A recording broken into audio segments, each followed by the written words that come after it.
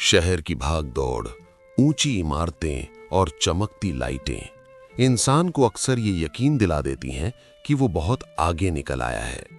अमन के साथ भी यही हुआ था। बेंगलोर की एक बड़ी कंपनी में वाइस प्रेसिडेंट, हाथ में महंगी घड़ी और दिल में बस काम का बोझ। लेकिन जब गांव से फोन आया कि मां नहीं रही, तो वो घड़ी जैसे अचानक रुक गई। अमन 7 साल बाद अपने पुश्तैनी गांव पहुंचा था। वही मिट्टी की खुशबू, वही पुराना बरगद का पेड़, लेकिन घर की दहलीज पर वो चेहरा नहीं था जो हर बार उसकी राह तकता था। अमन का इरादा साफ था, उसे घर का सौदा करना था और जल्दी वापस शहर लौटना था। उसके लिए ये घर अब सिर्फ ईंट और पत्थर का एक ढांचा था। घर के बीचों बीच आंगन में मां की वो पुरानी लकड़ी की कुर्सी रखी थी, वही आराम कुर्सी जिस पर बैठकर मां घंटों माला जपती थी या सर्दियों में धूप सेकती थी।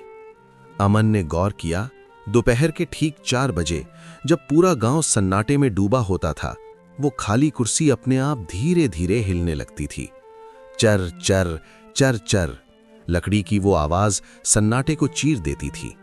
अमन को लगा ये सिर्फ हवा का झोंका है। उसने कुर्सी के पास जाकर देखा, वहां धूल भरी एक पुरानी डायरी पड़ी थी। उसने झिझकते हुए डायरी खोली, लेकिन उस डायरी में कोई शब्द नहीं लिखे थे। पहले पन्ने पर एक सूखी हुई पारिजात की पंखुड़ी थी।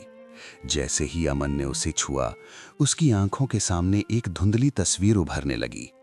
उसने देखा, मां सुबह 4 बजे उठकर नंगे पैर ओस वाली घास पर चल रही हैं, सिर्फ इसलिए कि वो अमन के सिरहाने ताजे फूल रख सकें। दूसरे पन्ने पर हल्दी का एक गहरा दाग था। अचानक अमन की नाक में गर्मा गर्म हलवे की खुशबू तैरने लगी। उसने देखा, मां रसोई में पसीने से तरबतर हैं। चूल्हे की आंच उनके चेहरे को लाल कर रही है, पर उनके चेहरे पर एक संतोष है, क्योंकि आज अमन का पसंदीदा हलवा बन रहा है। अमन की आंखों में आंसू आने लगे। उसे याद आया कि कैसे वो अक्सर चिढ़कर कह देता था, मां रोज रोज वही खाना, बोर हो गया हूं मैं। उसे मां का वो बुझा हुआ चेहरा अब साफ दिख रहा था, जिसे उसने 7 साल पहले कभी नोटिस नहीं किया था। अमन ने कांपते हाथों से डायरी का आखिरी पन्ना पलटा। वहां कोई फूल नहीं था, कोई दाग नहीं था। वहां बस कागज थोड़ा सिकड़ा हुआ था, जैसे उस पर पानी की बूंदें गिरी हों। वो नमक के दाग थे, मां के आंसू। तारीख लिखी थी 14 अक्टूबर। ये वही दिन था जब अमन 7 साल पहले शहर जाने के लिए निकला था। उस दिन की याद किसी फिल्म की तरह उसके सामने चलने लगी। छोटा सा अमन टैक्सी में बैठ रहा है, मां गेट पर खड़ी है, उनके हाथ में दही चीनी की कटोरी है। अमन फोन पर बात कर रहा है, वो जल्दी में है। वो टैक्सी में बैठता है और बिना पीछे मुड़े, बिना मां को एक बार देखे चला जाता है। अमन ने देखा, मां तब तक गेट पर खड़ी रही जब तक टैक्सी की धूल भी आंखों से ओझल नहीं हो गई। फिर वो धीरे से आई और इसी कुर्सी पर बैठ गईं और रोने लगीं। अमन को महसूस हुआ कि मां उस दिन से लेकर आज तक इसी कुर्सी पर बैठकर उसका इंतजार कर रही थी। वो कुर्सी का हिलना हवा नहीं थी, वो मां की रूह की बेचैनी थी, जो बस एक बार अपने बेटे को जी भर के देखना चाहती थी।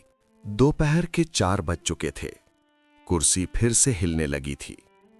इस बार अमन भागा नहीं, वो उस खाली कुर्सी के पास गया और जमीन पर मां के पैरों वाली जगह पर सिर रख कर बैठ गया। मुझे माफ कर दो मां, मैं बहुत देर से आया। अचानक उसे महसूस हुआ जैसे कोई ठंडा कोमल हाथ उसके बालों को सहला रहा है। आंगन में लगे आम के पेड़ से एक पत्ता गिरा और उसकी गोद में आ गिरा। अमन ने अगले दिन घर बेचने का फैसला रद्द कर दिया। उसने शहर की नौकरी छोड़ दी और तय किया कि अब वो इस घर की दीवारों को फिर से जिंदा करेगा। अब वो कुर्सी नहीं हिलती, क्योंकि शायद मां को वो देखना नसीब हो गया था जिसका इंतजार उन्होंने ताउम्र किया था। सच है, मां कभी नहीं मरती। वो बस अपनी यादों और दुआओं के रूप में घर के किसी कोने में हमारा इंतजार करती रहती हैं।